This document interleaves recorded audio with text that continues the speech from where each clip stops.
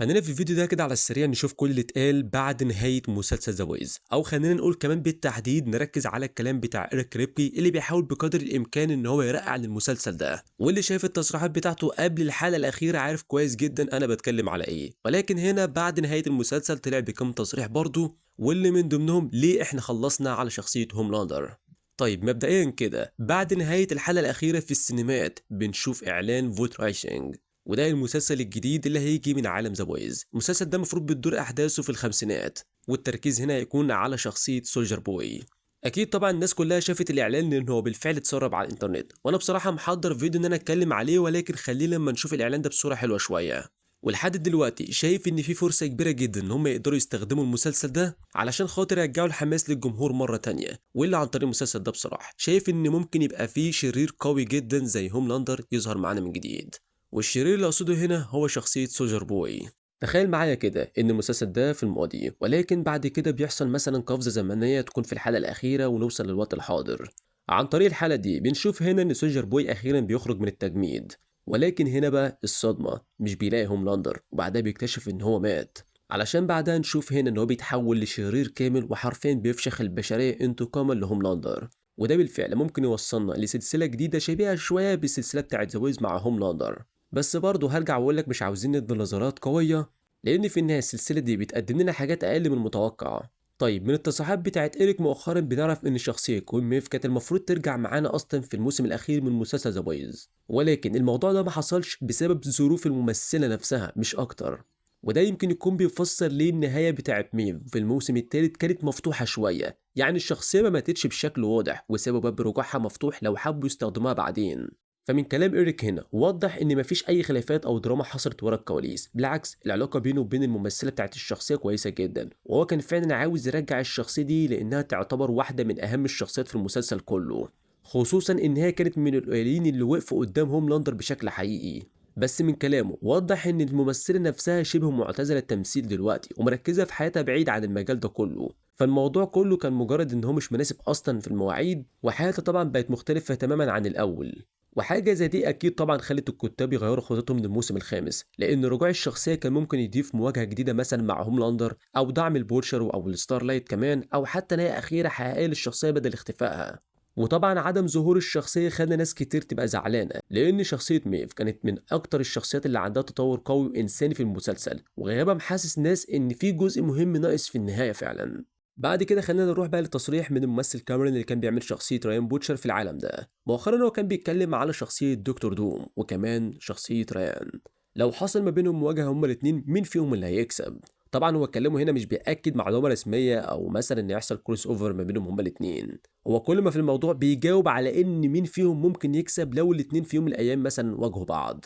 فهو شايف ان ريان ممكن يكون عنده القدره ان هو فعلا يواجه دكتور دوم، وبيقول ان المواجهه بينهم هتكون متقاربه ومثيره، يعني مش محسومه بسهوله لاي طرف فيهم.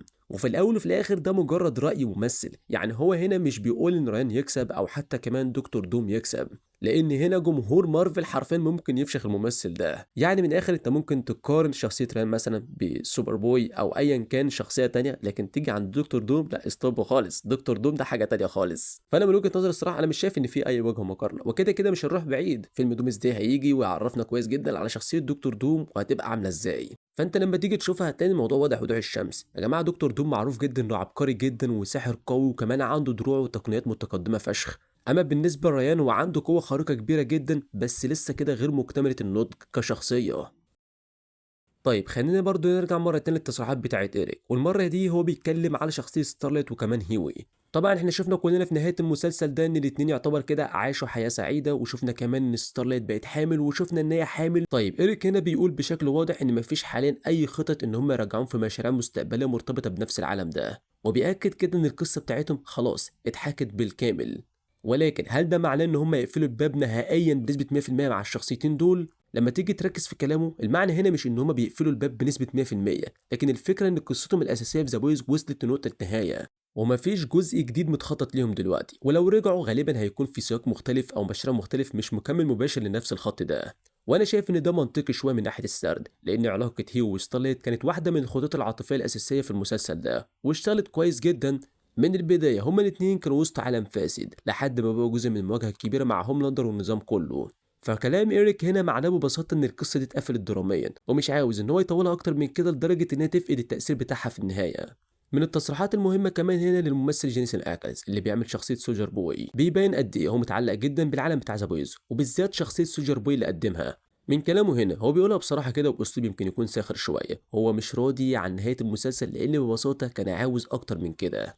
الفكرة عنده إن المسلسل بالنسبة ليه لسه فيه قصص كتير ممكن تتحكي، وهو متعود يشتغل في أعمال طويلة جدا زي مسلسلات استمرت سنين طويلة، فبالنسبة لي 5 مواسم بس حاسسهم قليلين على عالم كبير زي ده. ولكن في الأول وفي الآخر لازم نفهم نقطة مهمة جدا، إن ده يعتبر رأي ممثل مش قرار إنتاجي. يعني حتى لو هو شايف إن في مساحة لمواسم أكتر، النهاية أو عدد المواسم ده بيرجع في الآخر لرؤية صناع العمل وعلى رأسهم إيريك طبعا وخطة القصة نفسها.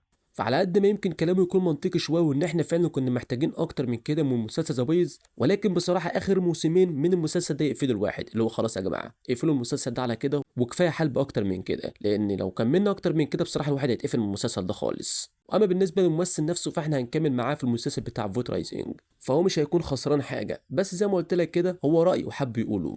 طيب بالنسبه هنا بقى لنهايه شخصيه هوملاندر اللي عليها جدل كبير جدا من بعد نهايه المسلسل ده.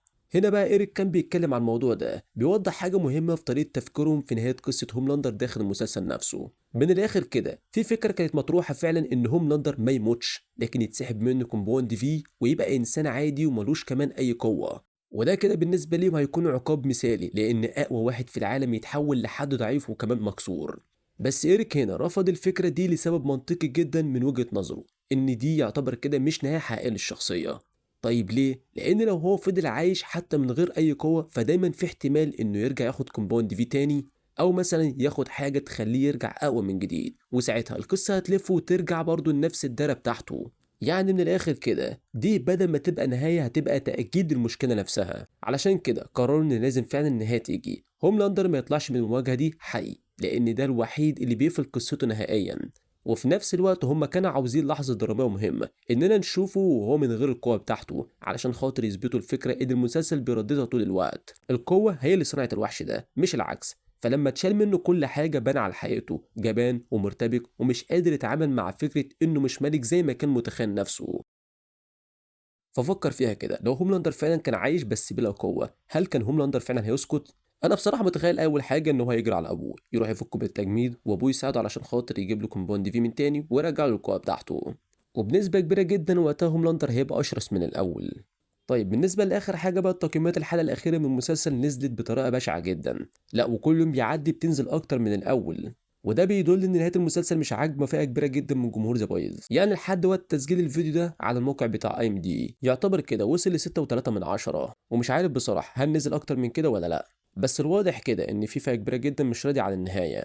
فانا متوقع بصراحه ان ممكن التقييم ينزل اقل من كده كمان، خصوصا بعد الحركه القذره اللي هم عملوها في الحلقه الاخيره، وطبعا انتوا عارفين انا بتكلم على ايه. هو كده كده المسلسل كله على بعضه اصلا قذر، ولكن لما الموضوع بقى يزيد زياده عن اللزوم بيبقى الموضوع وحش قوي. طبعا هنا كلامي كان على المشهد بتاع اوف ووزر وكمان زديب، وطبعا عشان خاطر هم متاكدين ان هم عاملين حاجه غلط وكمان هتغضب العرب والمسلمين، في بعض الدول كتموا الصوت خالص في المشهد ده علشان خاطر ما يحصلش اي جدل. ولكن زي ما احنا عارفين ان مفيش اصلا اي حاجه بتستخبى اليومين دول، كل حاجه في لحظه بتنتشر على السوشيال ميديا. طبعا انا مش عاوز اغوص اكتر في التفاصيل مع اللقطه دي بالذات علشان خاطر احنا عارفين دايما ان اليوتيوب بيكون في صالحهم، ولكن انت اكيد كلكم عارفين انا بتكلم على ايه. فلما نشوف الفتره اللي جايه التقييم بتاع الحلقه الاخيره توصل لحد فين. فبس كده دي يعتبر اهم الاخبار اللي ظهرت بعد نهايه مسلسل ذا بويز. كالعاده بقى هستنى لك في الكومنتات، ولو وصلت لحد هنا اول مره على القناه ما تنساش سبسكرايب شير كومنت راك عشان يوصلك كل جديد اول باول، واشوفك الفيديو اللي جاي. سلام.